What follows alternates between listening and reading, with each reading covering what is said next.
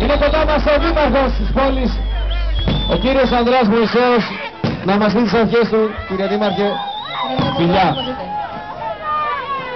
Χρόνια πολλά. Χρόνια πολλά. Χρόνια πολλά σε όλους.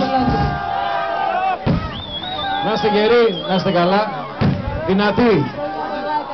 Χρόνια πολλά σε όλους, χωρίς πολλά λόγια, απλά με μια ευχή. Ο νέος χρόνος που έρχεται να είναι χρόνος απελευθέρωσης της Κύπρου, χρόνος που θα ξεπεραστεί η οικονομική κρίση. Επιτέλους. Και χρόνος που θα επιληθούν τα προβλήματα της πόλης.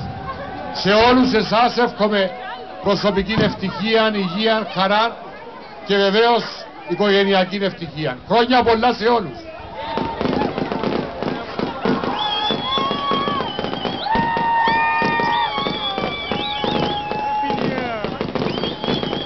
Να κόψουμε και την πίτα.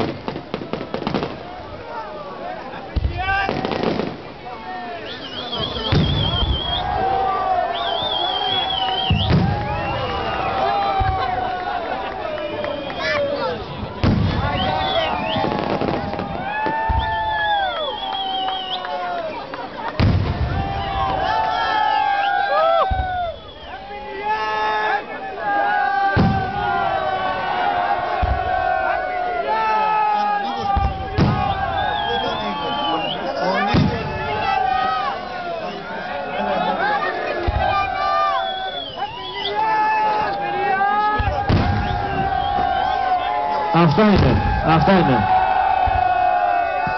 Χρόνια πολλά σε όλες λοιπόν.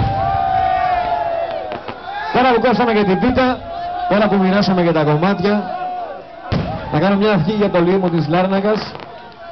Να είστε γεροί, να είστε αποτελεσματικοί και να είστε πάντα χαρούμενοι και να δίνετε στον κόσμο αυτό που περιμένει από εσάς, κύριε Δήμαρχε. Είμαι σίγουρος ότι το καταφέρνετε.